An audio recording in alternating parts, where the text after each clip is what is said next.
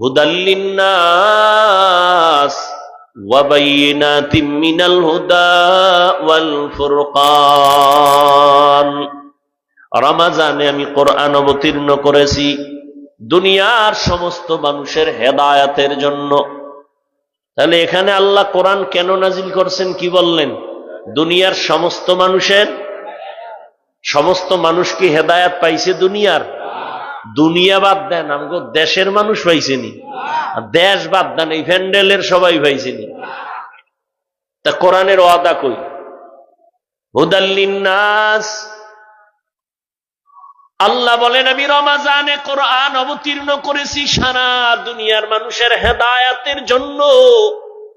সারা দুনিয়ার মানুষ কেন? আমার ঘরের ফ্যামিলির, আমার আত্মীয় সবাই তো হেদায়েতে নাই। আমি নামাজ পড়ি, আমার অনেক আত্মীয় কয় এত নামাজ লাগেনি।